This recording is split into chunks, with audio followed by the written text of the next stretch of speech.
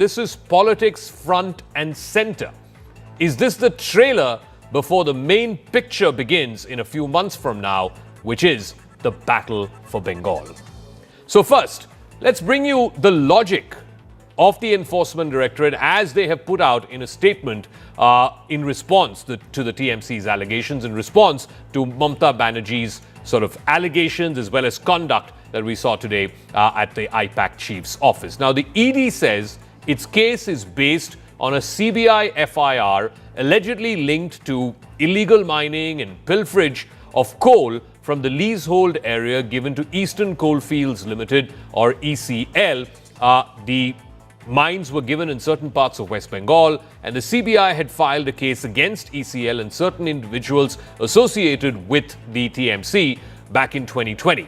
Anup Maji is the main accused in this 2020 illegal coal mining scam case. This is estimated to be worth billions of rupees.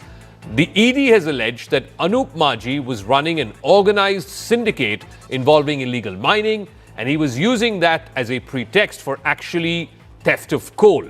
In an official statement, the ED said that this investigation revealed that there was a larger conspiracy of coal that was being illegally excavated by Maji's gang, which was linked to Hawala operators.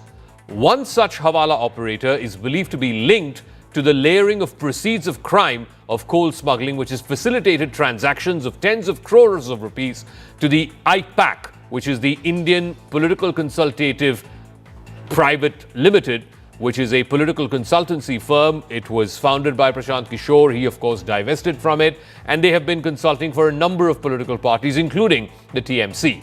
Pratik Jain, who was raided today, his offices and his residence was raided today. He's one of the co-founders of IPAC. He also happens to be the IT cell chief of the Trinamool Congress, which is why the BJP is alleging that this trail leads directly to Mamata Banerjee. In this particular investigation, the BJP is also alleging that Abhishek Banerjee, who is virtually the number 2 in the TMC, and his wife both have been questioned in the past in connection with the same coal scam, and that the Chief Minister's behavior today, barging in and out of the IPAC office, even as the ED raids were happening, the BJP says is a clear case of obstruction of justice. Let's play out the political reactions in what was a day of high drama in Kolkata today. An IT office, IPAC office. How can they do it like this? If I raid their party, their IT office, will it be all right? কেন্দ্রীয় সংস্থা সাংবিধানিক সংস্থার কাজে এর আগেও হস্তক্ষেপ করেছেন। মুখ্যমন্ত্রী তো আমার বাড়িতে সিআইডি পাঠিয়েছিলেন। আপনার বাড়িতে যদি তল্লাশি হয় 100 কোটি টাকা পাওয়া যাবে। Now, through the day today, Kolkata witnessed what was a replay of past confrontations between the TMC and central agencies. Now, you remember back in 2019, Mamata Banerjee started off this massive standoff. She went on a dharna protesting against a CBI team's visit to the then Kolkata Police Commissioner Rajiv Kumar's residence. She then blamed the BJP for misusing agencies and for targeting people close to her. That time, it echoed, it managed to help sort of garner some degree of sympathy for the TMC. As a result, the TMC won the 2021 election in a landslide. She also claimed that the BJP, using the ED, was stealing party strategy and sensitive documents pertaining to the upcoming elections. 7 years ago, she was backing a top cop. Everybody in Bengal knows that Rajiv Kumar was a close associate in that sense, or politically speaking, of Mamata Banerjee. He was, at that time, accused of evidence tampering. Today, she's standing in support of Pratik Jain, who is alleged to have received proceeds of crime for a coal scam in which TMC operatives have been implicated. So the question is this the same story all over again? Is Mamata Banerjee trying to preempt further action by the Enforcement Directorate or other agencies before this whole thing becomes political as we head into election season? RP Singh is national spokesperson of the BJP. Tauseefur Rahman is spokesperson of the TMC. RP Singh, the TMC's contention is that this is a blatant interference in their election strategy. What has IPAC got to do with the coal scam? IPAC is a political consultating firm. It has in the past even consultated for the BJP. So why are you trying to steal the TMC's election secrets. And who is Pratik Jain? Pratik Jain is IT head of the TMC also. There's a clear link. The man who is heading the IT cell of the TMC, he happens to be heading the IPAC also. And also, your channel is showing, a lot of other channels are showing, there are files of West Bengal government there in the IPAC office. Let's understand, what were the files of West Bengal government doing in the IPAC office? Very big concern and question. Well, there's a link, it means there's something which is happening between IPAC or Pratik Jain as a person and West Bengal government. And there are certain files which have been moved from one place to other place. And otherwise, how can a sitting chief minister intervene into the functioning of the ED? I mean, how can they do this? How can she do this? Man, and she goes and pick up the files because she knew that if those files are the West Bengal government files, I mean, I don't know, but I can probably relate it to that they are related to the coal scam. Okay. So they need to clarify that. Which files she took? Did she give letter? Did she give some sort of detail of what files she's taking from the ED, from the IPAC office or the residence of No, Mr. but Pratik Jain? Singh, I'll go to Tausif Rahman. I think we've temporarily sort of lost his line. I'll go to him in 1 second. But RP Singh Saab, the TMC's contention is that you tell us what is the link between this political firm, an election management firm, and this coal scam. What is Pratik Jain's role in this coal scam? Well, that ED will tell in the court. ED would have some information that Pratik Jain is a conduit for the rotten money or illegal money, and then that money is being routed for election objective. So ED will surely tell the details in the court because ED can't do a thing without having proper details, and they need to probably they're investigating it further. But what gives the right to Mamata Banerjee go and pick computers, files of the West Bengal government? I mean, man, this is shocking. When one side you talk about federal system, and other side you do this. I mean, what sort of federal system are we talking about? Can we go to Tausif Rahman if we have his line? Okay, we'll try and go back to Tausif as and when that line is patched. But here's the thing, RP Singh. So, Mamata Banerjee, by backing not just this IPAC co-founder and chief of this political consultative firm that is, consulting for the TMC, who also happens to be the IT head of IT cell head. Yes, he's also the IT cell head. She is playing the politics of martyrdom. That's what she did with Rajiv Kumar. She went on a fast unto death, a hunger strike, sitting outside the Kolkata Police Commissioner's office a few years ago when the same ED and CBI were raiding him. And then look what turned out. She won the election in a landslide. She's doing the exact same thing now. Let's understand. You are yourself in your channel shown today morning. I was watching your channel and other channels also, where files of West Bengal government were there. So, do you think people will sympathize with a person who has handed over the West Bengal government? I mean, is West Bengal government will run from the IPAC office, or Mr. Pratik Jain is running the West Bengal government? I mean, he need to clarify what were the West Bengal government files doing in Pratik Jain's office or in the IPAC office? What was the actual reason? What was being transferred, or what was being communicated to concerned people? Or were there files which were being hidden? I mean, was that a camp office of the West Bengal government? So let me see. Okay, Tausif Rahman, his video, there is a bit of a problem, but we can hear him fair and clean. Tausif Rahman, the contention of the BJP is, why is the Chief Minister obstructing an ongoing investigation? There are raids happening by the ED. What business does the Chief Minister have to barge in and barge out of the IPAC offices and the residence of Mr. Jain? And two, what are these green files? What are these green Government of Bengal files that are there in the offices of a private political consulting firm?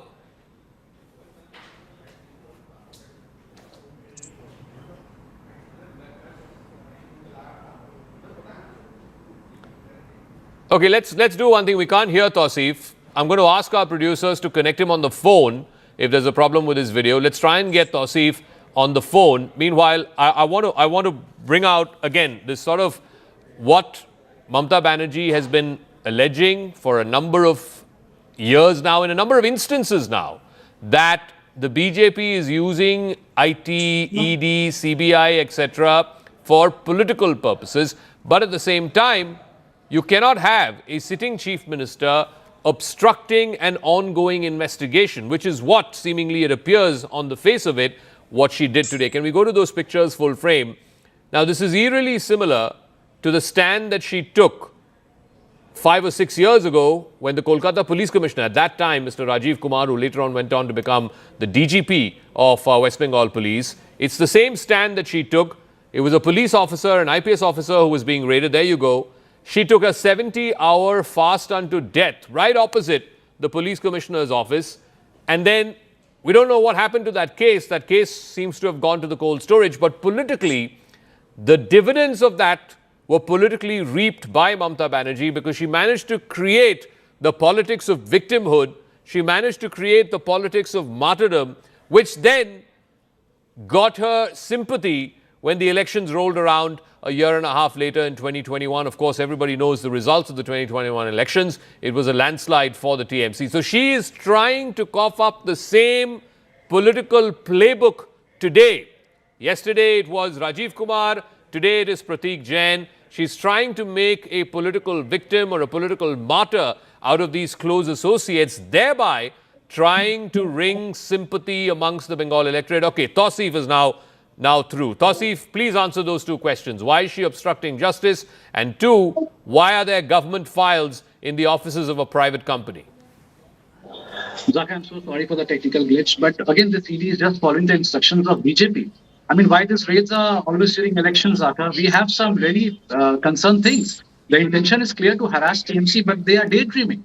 IPAC is our IT office from where we plan our strategies. When you're asking about the files, what they wanted to loot, our strategies, our candidate names, so that the BJP can harass them and blackmail them. And if you ask me about Mamata Banerjee taking the files from the spot, then ladies and gentlemen, let me tell you very clearly, she did the right thing. Because we can't trust an agency whose credibility is 0 and the conviction rate is 0.7. We won't allow the B team of BJP doing such circus in West Bengal. Why such exercise, Zakka? Again, I want to know. Why such exercise only during the election season?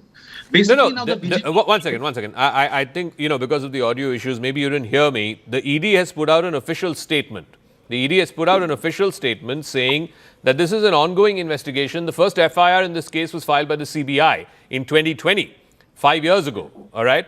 They are saying there is a man called Anup Majhi who is linked to the TMC, who was the head of the coal smuggling syndicate, who was also linked to multiple Hawala operators, one of whom has been identified and is also party to the ongoing investigation, who the ED says named Mr. Prateek Jain. And they're now probing whether Mr. Prateek Jain was used as an instrument for proceeds of crime.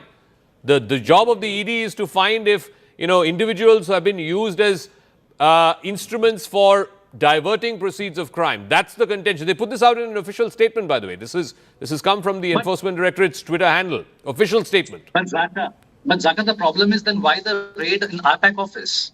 I mean, what is the intention doing the raid in IPAC office at 6 o'clock in the morning? What do you want to loot from there? Why there is no show cause notice to Prateek Jain if he's involved there? Why there is no call at Nizam Palace? Because this is what the ED does after every election and before the election. They call all the people, they call all the leaders because they say that we need to discuss with these people. So why there is no discussion? Why there is no show cause letter? And why after 6 years? Aap kahan the? ED kya doodh pi raha tha baitkar? What they were doing? They were sleeping or they were daydreaming. So the intention, this is why we want to know about the intention and the credibility of ED. No, but what about the actions of the Chief Minister, sir? Okay, is the Chief Minister deliberately obstructing an ongoing investigation just because the person who is the subject of that investigation happens to be the IT cell head of your party and the head of a political consulting firm that is consulting for you? No, but we cannot allow someone to loot our strategies, someone to loot our candidate's name and harass them and blackmail them afterwards. We cannot allow that. But how do you know that that's what the ED was going after in his office? How do you know How do you know? Sir, this is what I want to know. How does BJP knows that we wanted that only itself? There are files, but we know because there are so much important files with the SIR. There were important files with the candidate names. There were files with the strategies. Why the ED is only after that and why not just, but why IPAC office, sir? I want to know if there is something related to Pratik Jain, the director of IPAC. There must be a summon notice given to Pratik Jain. Why this kind of ruckus and circus happening in West Bengal before an election every time? RP Singh, please respond. It happened in 2019. It's happening again now. And again, he's asking the same question. Why no notice served? Why no show cause served? Why no summons to Mr. Jain? Even if he were to be made party to the investigation, suddenly you land up at 6 o'clock in the morning and raid a private political consultancy firm linked to the TMC. Well, let's first clarify. Anup Maji was a cadre of the TMC. He was part of TMC. He has admitted to ED about Pratik Jain. Now, Pratik Jain is a IPAC head also, and he has been managing things from the IPAC. As per we understand, he's a conduit between the money laundering game which is happening between the coal scam and the IPAC and the states where election has to be funded, including the funding which has been done, could have been done in other states also where they have contested election. There's one part. But my friend is still not answering. Those files were not of TMC files. The green files were not TMC files. The yellow files were not TMC files. Did I interrupt? Please, Sir, one at a time, please, one at a time. I never interrupted. I could have interrupted you 10 times. I mean, next time you won't be able to speak a word. No, one at a time, yeah. So, but the files were of West Bengal government. Well, what do IPAC has to do with the West Bengal government files? I mean, shocking. And what is the secret of West Bengal government which has been shared with the IPAC? I mean, they need to answer. I mean, we could have appreciated had those been TMC symbol file, then it could have been political file where the leader's name or whatever is there could have been there. But there are files which are purely stamped as West Bengal government files. And why a chief minister has to take and snatch the files and run away? I mean, has she given a list of the files she is taking or content of the file which she is taking? When she would have said there, she would have held a press conference. So this is the file of my leader's name. This is the file of my TMC. But not that. And also, why raid at 6 o'clock? Yes. Okay. Give me a second. Why raid at 6 o'clock? Because they want to catch a person and then take him to task and then try to get all the documents and verify all the evidences and cross-question him also. Okay. Well, Tausif, the point is, Mr. Pratik Jain is not a government of West Bengal functionary. Why is his residence having these green files with the stamp of the state government of West Bengal? Why are those files in his residence? And number two, how can the chief minister walk into this residence and walk away with those files when there are raids going on at that very moment? Is she not obstructing an ongoing investigation? Zakka, you can take us to the court. We will stand in front of the honorable court, but we will not trust. We never trusted ED and we will not trust ED. So if you think that we are obstructing the raids of the... Sir, again, you are interrupting. So if you think that we have some obstruction during the raids of ED, yes, we will do again. That's not a problem at all because the conviction rate of ED is nil. They are only working with the BJP. That's a B team of BJP. And in the last 11 years, total of 5297 cases were filed by ED. Zakka, how many were taken to court for trial? Only 47. Why we will trust the ED? The conviction rate of ED is 0.7%. That means out of every 1,000 cases, accused were found guilty only 7 cases. We don't want to trust the ED. Okay. Do whatever you want to do. Take us to the court and say that. No this problem has at become a political sort of football between TMC and BJP, and I'm afraid this will only get sort of worse in the run-up to the elections as we await the dates of the elections anytime in the next few weeks. But thank you very much, RP Singh and Tausif Rahman for joining us. No problem. We'll try and fix it the next time. I want to move on from one poll-bound state to the other, where it's equally getting hot, politically speaking. Tamil star turned Neta Vijay, his last movie, the movie after which he makes his full-fledged political debut, it's called Jananayagan, has now been indefinitely postponed after the film failed to secure a censor certificate before its scheduled release, which was tomorrow, the 9th of January. The filmmakers have approached the court today and said that this is a blatant case of political vendetta. They're alleging that the BJP and the central government fear a rising Vijay in the upcoming Tamil Nadu polls. In fact, the High Court will be pronouncing its order tomorrow whether or not they will get a go-ahead for the release of this movie. The ruling DMK in the state too has ironically welcomed this lack of a censor certificate, saying that the movie is basically nothing but a political launchpad for Vijay. It's a propaganda movie and that the censor board should not give a go-ahead for a propaganda movie just this close to an election. But that has not stopped the DMK from backing another film, which is also politically loaded, which is backed by people close to the ruling party in the state of Tamil Nadu. And this movie's release has been advanced so that it can clash with Vijay's Jananayagan. The name of this movie is called Parasakti. It's the same name of an earlier movie back in the 1950s, which was penned by the founder of the DMK, in fact, the tallest leader of the DMK, Mr. M. Karunanidhi.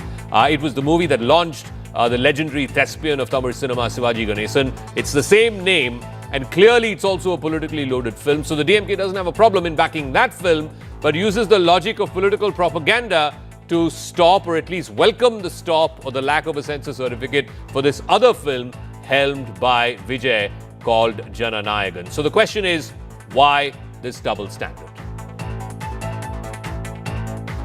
Well, celebrations for Vijay's final film Jananayagan has now come to a halt as the movie's release has now been postponed because the order to release the movie and to get the censor certificate, that order has been reserved. The order is likely to be out on the 9th of January. So at the moment, Vijay's Jananayagan will not hit the silver screens for now. They'll wait and see how the verdict goes and then they will announce the next date release.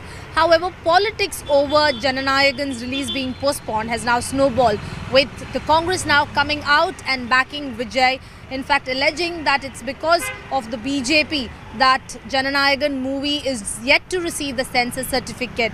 Even its ally, the DMK, so far has alleged that BJP is trying to put pressure on Vijay for whatsoever reasons. However, both the Congress and the DMK say that this is only supporting Vijay because they support any cinema that is being stopped because the ideologies do not match with that of the BJP's, and it has nothing to do with a possible alliance. DMK and the Congress so far have maintained that the two of them will continue to fight the 2026 elections together and put to rest the speculation of TVK Congress possibility. At the moment, both DMK and Congress continue to maintain that all is well. However, Jananayagan, whether the movie will be released, all eyes on tomorrow's verdict at around 10:30. The verdict is expected. Now, while this is the main story, there's also an interesting sidelight that is brewing, and that is this politics that's happening between the Congress and the DMK. Voicing support for Vijay, Congress MP Manikam Tagore has said that when RSS propaganda films get zero traction, the Modi-Shah regime responds with control. Cinema does not need political clearance, it needs constitutional protection. He went on to cite Article 19, which guarantees freedom of speech and expression, and said that the government is weakening it through fear, and that the censor board is being weaponized to control cinema. He also added that the BJP RSS propaganda is passed off as culture and the democracy cannot survive when art is being forced to kneel down to power. Now, this follows a recent war of words between the Congress and the DMK over seat sharing and subsequent power sharing in the state.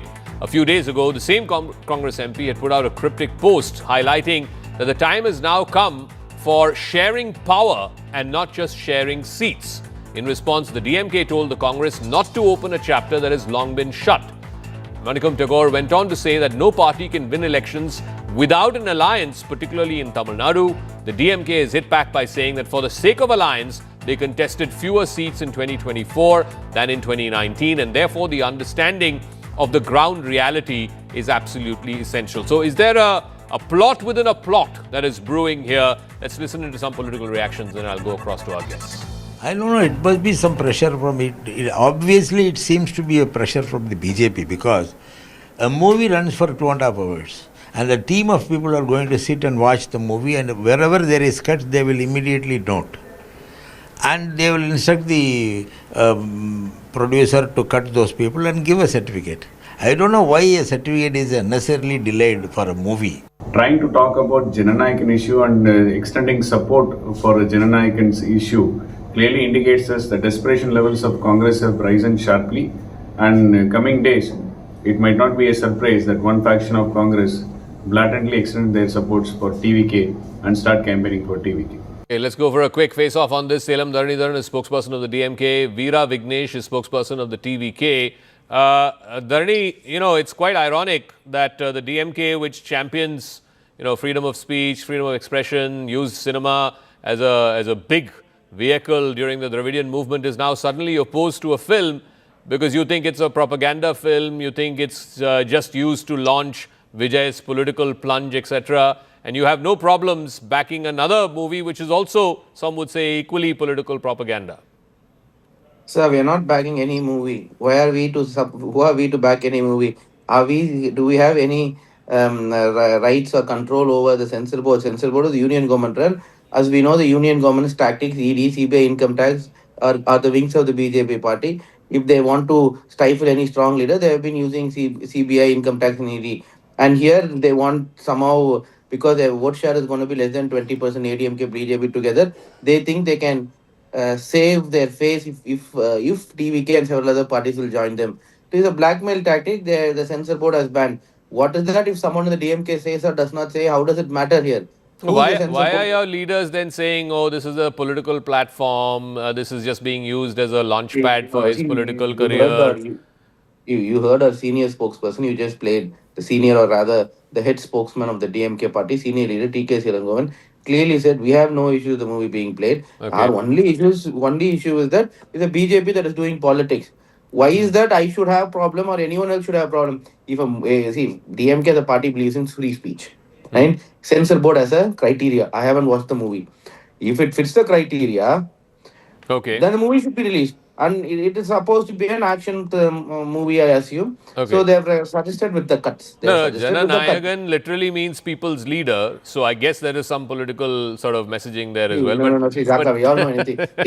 See, you can make any movie you want. Okay. Until and unless it is going to disturb peace, harmony, or integrity of the country, then I think any movie should be allowed. So, Mr. Veera Vignesh, I want to ask one question. It's a larger question, not just related to the movie. The point is, you have said that the fight in the 2026 Assembly election is between TVK and DMK. Your leader has said, Mr. Vijay has said, on a number of occasions, there are only two parties contesting 2026, DMK versus TVK. Why then are you getting involved in this private movie and then saying, oh, CBFC is controlled by BJP, BJP is afraid of Vijay, that's why they are not giving certificate, etc. Who is the contest between in 2026? You make up your mind. Is it between TVK and DMK, or is it between TVK and BJP? Who are you fighting? Sir, first thing is, the electoral fight in Tamil Nadu is only between TVK versus DMK. At the same time, DMK and BJP are two sides of the fake coin. Two forces are fascist twins. So DMK is Tamil Nadu is BJP. BJP is all India DMK. So we don't say that again. It's a nice line. DMK is Tamil Nadu is BJP. BJP is all India DMK. Okay. Fine. That's an interesting coinage. Okay, go on. Huh? Go on. I can hear you. Yes. But leader says both are fascist twins. We will Petri Talavar will repeat 1997 election results. We will end this monarchical dynasty rule in Tamil Nadu. So both fascist forces are afraid, and so they make some hurdle to us. Petri Talavar will.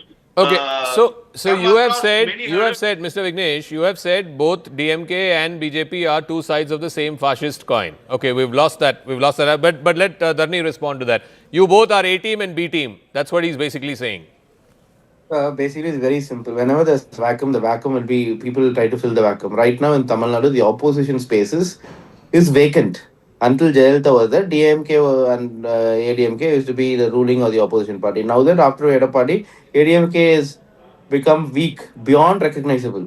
The party is facing existential threat, and in some constituencies in 2024 election, they were in the third place, and some constituencies they were polling equal to that of Mr. Seaman, fourth. Right? So in that case, the party is, so the opposition is extremely weak. So there are a number of other new parties that are No, but why is being your now started in ally, Tamil the Nadu. Congress, No, also so I'm coming batting there. for that opposition space? No, no, I'm coming there. I'm They, coming they there. seem to be suggesting that, DMK is losing popular No, support. no, There no. should That's why I'm be coming. No, seat no, that's why I'm sharing, coming. power sharing. No, understood your question. See, I'll tell you. I'll just complete this. So it is very clear that there are a number of parties which want to occupy the opposition space, which is vacant in Tamil Nadu. The Tamil DMK is going to win the election. That is clear. So if you are going to be an opposition face in Tamil Nadu competing for the space, your primary enemy has to be the DMK. Which is why for TVK, DMK is the enemy, for BJP, DMK is the enemy, for Seaman, DMK is the enemy, for ADMK, of course, No, no. So DMK why is is the the enemy. That is Congress the also reason. saying the same No, thing? no, no. Congress is not saying anything. I think it's imagination. It's just speculated by few people. I'll tell you very clear. Who He the has said it in as Congress? many words. Mr. Manikam Tagore is a multiple-term MP. He's supposedly close to Mr. Rahul Gandhi, is what we understand. He has said no party can win polls without allies. Time to share power, not just share seats. What does that mean? Okay, I'm coming there. Yesterday, I was in the same debate with Manikam Tagore in NDTV at 9 o'clock show, where he also categorically said our alliance with the DMK will continue. He said Congress is a 140-year-old party. We don't change alliances like that. But anyways, whoever apart, if I am a spokesperson, he is a member of parliament, but seat discussion will happen by a designated committee set up by the Congress, designated committee set up by the DMK. They will all speak. In any alliance, there will be mixed expectations. Likewise, the Congress has an expectation. We have an expectation that our both the parties will come together and discuss, negotiate, and find a No, no, but at find a the end of the conclusion. day, is this about sharing the spoils of office, as they say? Because for the longest time, whether the Congress was with DMK or Congress was with ADMK in the past, the unsaid rule has been that you can fight elections as a coalition, but when it comes to sharing ministries and cabinet, etc., it is always with the DMK or with the ADMK, as the case may be. Is the Congress trying to change that and saying that if you are going to fight with us, you also have to give us the spoils of office? See, I don't want to speculate at this moment. As I said, these are the decisions that Okay. the leaders or leadership of the DMK and the Congress will together decide. What is the need to discuss about it right now is my point. DMK and Congress have been in alliance for about 22 years, except for a brief hiatus in 2013 to 2015, where we are not in alliance. So we have faced this mixed expectation situation. This is not only happening to DMK Congress. BJP Okay. has this problem with the allies when the government was formed in 2024. They are also coalition government. Of course, we will So, sit together and talk. so Veera There could Vignesh is be. back. Mr. Vignesh, again, I come back to that point. Your party is distancing itself from both DMK and from BJP. Okay, fair enough. You're saying two sides of the same coin. I like that line that you said. The DMK is Tamil Nadu BJP and BJP is All India DMK. But that aside, jokes aside, the bigger question is, why is the Congress welcoming you? Congress is supposedly your the opposition side's alliance partner. Would you welcome some sort of understanding or arrangement with the Congress? Sir, at the same time, Congress party is a democratic party. What I'm saying is DMK and BJP are fascist forces. So How is they that are different? they suppress their opposition party in a illegal means. So if in a democracy, freedom of expression was enshrined in Constitution Article 19. So The, Congress is a democratic party, BJP and DMK are fascist parties. yes, Congress, we, sir, Congress imposed emergency in this country. sir, it's a what the mistakes was done in emergency. What was apologized by ex Prime Minister Indira Gandhi at later days. What BJP is doing, they're repeatedly doing this fascist work. They are So undeclared emergency you are in the country. more open, Undeclared sir, emergency in tell the me, country. so They are you are more open to an alliance with the Congress than an alliance with BJP or Sir, ADMK or NDA? sir, one thing, sir. From the first our conference at Vikravandi, our leader clearly stated that we are open to all democratic forces who have faith in the leadership of our Vetri Talavar, who have a faith on our leadership of What- Vetri Talavar, who can join us. What about ADMK? Is it a democratic party or a Sir, they fascist already, party? the ADMK have already aligned with the fascist forces. There is no option. So Okay. they have already have aligned. So there is no no option. But sir, for them. as per your logic, Congress is also in alliance with a so-called fascist force, which is the DMK, as you call sir, them. So then what they have I'm an option. saying- what I'm saying is, Congress is a national party. They have a more responsibility to ensure the freedom of speech and freedom of religion and secularism and social justice in country than any other party. Well, the DMK has also been talking about secularism and freedom of expression. The Dharani? See, the seeds of the India Alliance was thrown by my chief minister on his birthday, March 2022, where he said that it is not important who will become the prime minister of the country, but it's important to note who should not become the prime minister of the country in order to safeguard the democracy, and in order to maintain the constitution, and in order to continue with the secularistic fabric of this country. Okay. For that, we need to have a common minimum program wherein all this could be continued. And that is how the India bloc was born.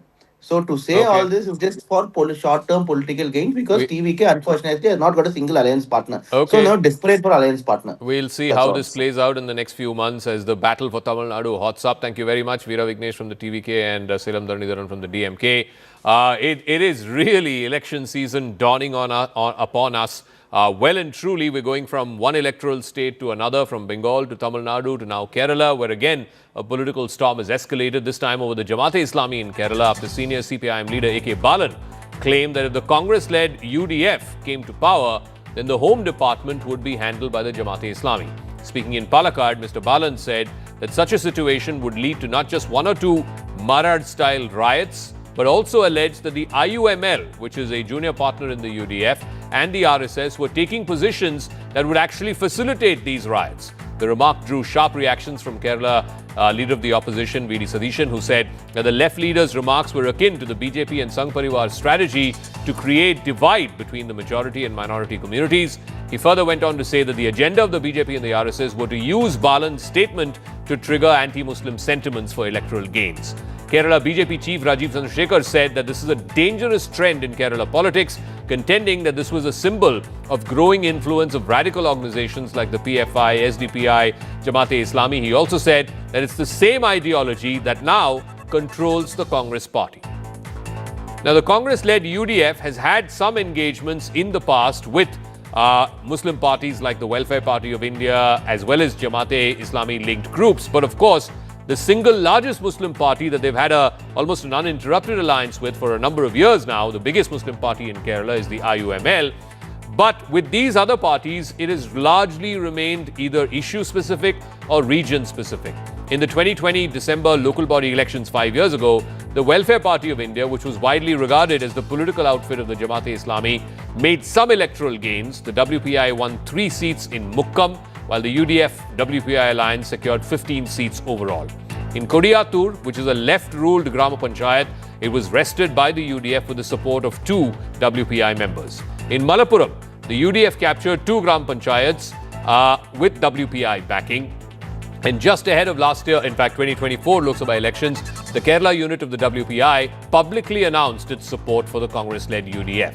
That declaration was made openly, but it did not amount to a formal statewide alliance or any kind of seat-sharing agreement. Notably, during that same period, the Congress declined support from the SDPI, drawing a distinction between the WPI and the SDPI.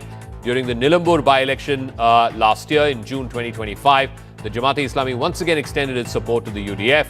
As before, this was a public declaration of support, not a formal electoral alliance. In the December 2025 local body elections in Malappuram, the UDF entered into a seat-sharing agreement with the WPI. While the support was publicly acknowledged, the Congress maintained that this was not a formal statewide alliance. State leader made a statement against the UDF that he said if the UDF comes to power, the Jamaat-e-Islami will control the home portfolio. That is the beginning of a hate campaign initiated by the CPM.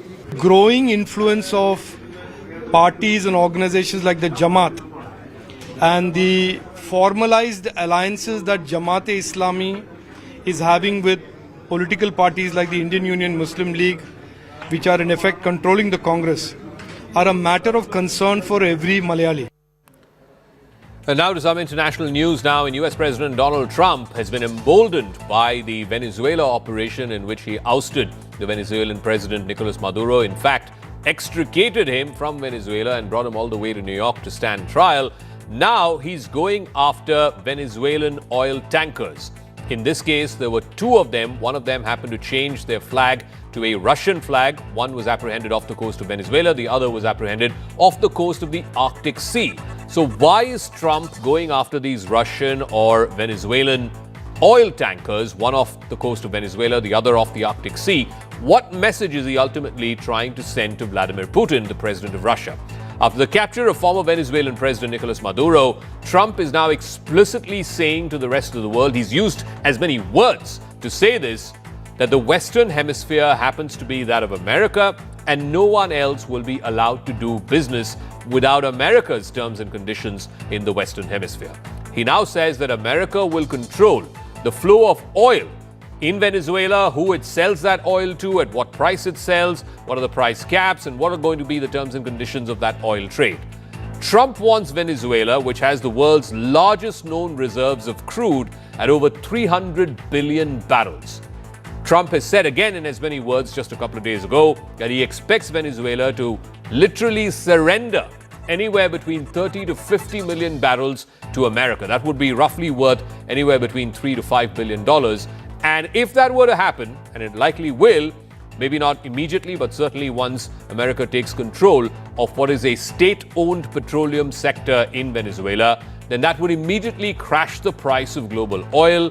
Right now, it's about $70 a barrel. It could come down to $50 a barrel. And that seems to be Trump's strategy, because if oil goes from $70 to $50, then the biggest loser in all of this will be Vladimir Putin, because his war machine, his ongoing almost 4-year war in Ukraine, depends heavily on the export of Russian oil. That also explains why Trump is targeting countries like India, China, and Brazil. He has reportedly now given the green light to a bill in the US Congress which threatens to raise Russian oil sanctions to 500%. He's hoping that all of this will put pressure on Vladimir Putin into declaring an end to the Ukraine war, which so far he's been holding off on.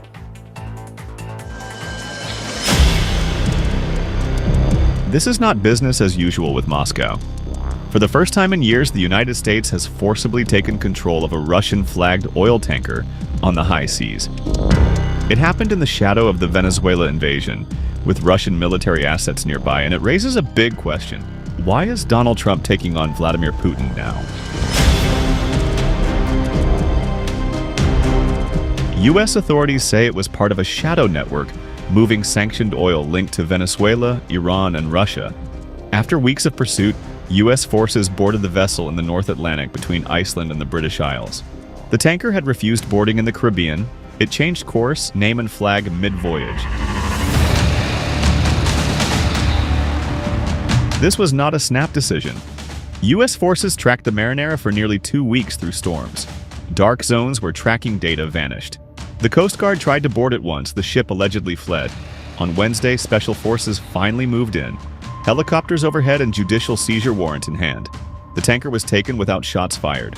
I believe you're referring to the Bella 1 tanker that was seized this morning.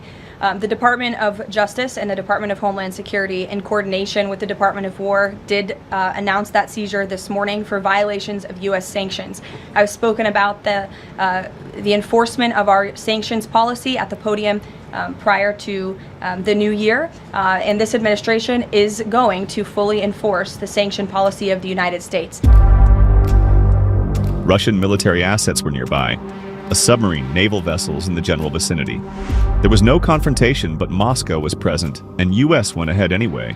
Russian lawmakers later called the seizure piracy. The Transport Ministry said all contact with the vessel was lost after boarding. The U.S. says the ship had no valid flag. Officials argue the tanker flew false flags and tried to switch registration mid-voyage without due process. Under maritime law, a stateless vessel can be boarded. The White House says the Marinera met that test, and it had a U.S. federal court warrant attached.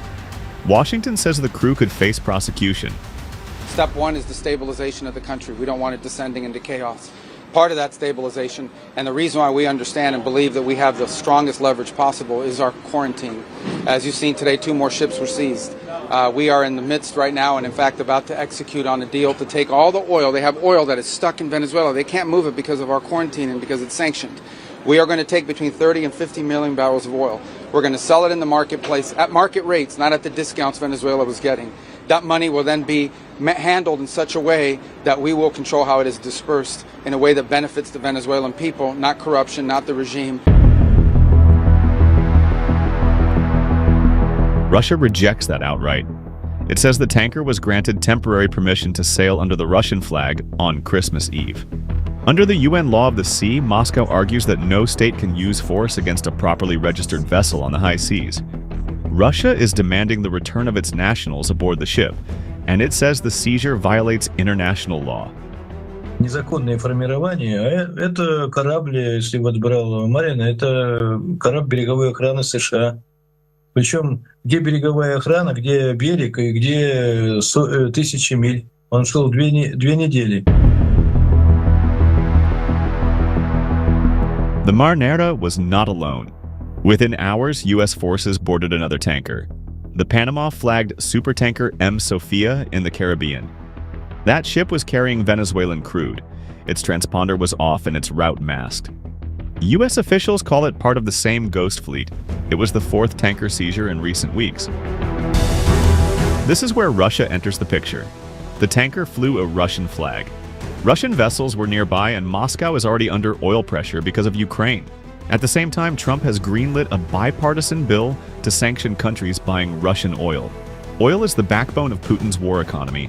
This seizure lands straight on that pressure point. Trump is reshaping oil flows. He says the U.S. will control Venezuelan oil sales, control the revenue, control who gets paid. He says Venezuela can sell oil only if it serves American interests. That stance threatens China, Venezuela's biggest buyer. Beijing has already called it bullying. But why is Trump taking on Putin now? Because oil is leverage and Venezuela sits at the center of that fight. And because Trump believes pressure works better than restraint. The risk is quite obvious. One tanker or miscalculation can lead to confrontation at sea. Trump has long claimed he has a good relationship with Vladimir Putin.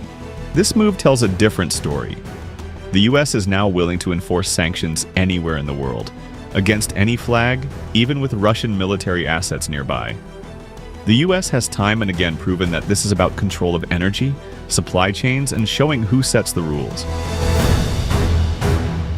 It certainly is about the control of energy supply chains, particularly about Russian oil. So it's not just the seizing of the Russian oil tankers, but US President Donald Trump has also now given the green light for a bill that will likely be brought up before the US Congress as early as next week.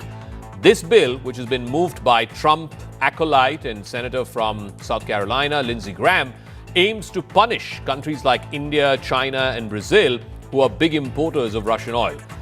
Graham's bill threatens tariffs on countries like India as high as 500% for importing Russian oil. Now, while this might just be a negotiating tactic, this bill might not actually pass through either house of the US Congress, because clearly, certainly in the House, more than in the Senate, it might not muster enough votes to pass and put 500% tariffs on countries like India, Brazil, or China.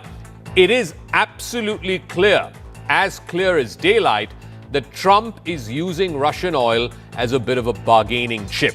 Remember, earlier, back in August, Trump had imposed and slapped 25% oil tariffs on India, specifically for importing Russian oil, while at the same time exempting China, even though China imports a hell of a lot more Russian oil than India does. In fact, India was the only country in the world, even though a lot of others import Russian oil, India was the only country in the world which was singled out for this 25% additional oil tariff. He also made it a point to say how India was trying hard to let him know how much India had cut purchase of Russian oil in these last few months. But again, that is an inaccuracy, that is Trump hyperbole, because the data on the ground shows that India, contrary to cutting Russian oil, has actually imported more Russian oil in the month of November compared to previous months. So why then is Trump indulging in this grandstanding that India is cutting Russian oil just to please him? I was at the Indian ambassador's house about a month ago, and all he wanted to talk about is how they're buying less Russian oil. Would you tell the president to relieve the tariff? This stuff works. So that's the Senator, Lindsey Graham, whose bill will now be taken up by the U.S. Congress next week. But does this really work? Because there's no evidence to show that seizing oil tankers will stop Putin from continuing the war in Ukraine, or imposing tariffs will stop countries like India from importing Russian oil. Kurt Volker is a former U.S. ambassador to NATO, also a special representative to Ukraine. Why does Trump believe in going after these Russian-flagged oil tankers, especially after the capture of Maduro and taking control of the oil assets in Venezuela? What kind of message is he trying to send, particularly to Vladimir Putin? Yes, I think that's basically the point, that President Trump and the U.S. administration want to demonstrate that the U.S. has a claim to a special dominance in the Western Hemisphere. Like the Monroe Doctrine of the 1800s, they're now saying that there's the Donroe Doctrine, as Donald Trump is calling it, which is to say the U.S. will decide and the U.S. will control this. And so they want to make sure they seize these Venezuelan tankers in order to demonstrate that the U.S. is in charge here about what happens to Venezuelan oil. And then they want to use that leverage to negotiate with the leadership in Venezuela about the terms and the destinations and the usage of that Venezuelan oil. And on offer from the U.S. at the same time to Venezuela is billions of dollars of investment from U.S. energy companies to ramp up Venezuela's oil production again, which would benefit the country. But they want to make sure that this is all under U.S. But control. Ambassador Volker, here's the thing. The Donroe Doctrine, which basically is Trump's way of saying that, look, this is my backyard, the Western Hemisphere is my backyard, and I set the rules here. That same logic can be applied to a Putin doctrine, and Putin can use that to justify his continuing war in Ukraine. Xi Jinping can use the same logic and use that to attack Taiwan. So what's stopping those countries from using the same logic that underpins the Donroe Doctrine? Yeah, absolutely nothing. And that is the problem with us. By claiming a U.S. sphere of influence like that, we are indeed legitimizing and even encouraging China and Russia to do the same. And I think it is a huge mistake, strategic mistake, to give those dictators arguments in favor of dominating their smaller neighbors. I think it's a very short-sighted and self-centered policy. The other thing that Trump has done, reportedly, is give a green light to this bill that's been moved by his friend and Senator from South Carolina, Lindsey Graham, which talks about imposing 500% tariffs on countries like India, Brazil, and China for importing Russian oil. Over the last 3-4 months, since August, India has been singled out for the 25% additional oil tariffs, the only country in the world that's facing that. And yet there is no evidence to show that imposing tariffs, oil tariffs on India, is changing India's behavior in a way that it reduces import of Russian oil. If anything, in the month of November, India imported 7.7 million barrels of Russian oil, which is 35% of all of India's oil imports. So again, there is simply no evidence to show that this strategy of oil tariffs is working. It's having the opposite effect. No, it's not working. And anyone who knows India well would not expect it to work. India does not respond well to threats and pressure, but it does respond well to engagement and partnership. So I think that we have mishandled this with India. Also, the issue of tariffs is, I think, the wrong way to go about trying to pressure Russia indirectly through other players. I agree with the idea of secondary sanctions, where if we work with governments and say we think that we should be starving the Kremlin of finances for its war effort, which is what all this money goes toward, we can agree on a policy and we can sanction companies, not the whole government, not the entire people of India, but companies that would be involved in buying and selling and trading in Russian oil and gas. And I think that would be a far more effective way to go rather than tariffs. All right, Ambassador Kurt Volker, thank you very much for joining us. We'll catch you again tomorrow night. Same time. Good night.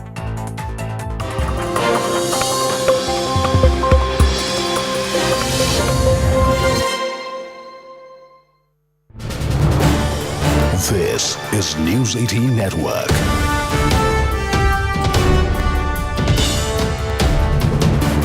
India's largest news network. Enforcement Directorate now, and we'd like to break it before our viewers.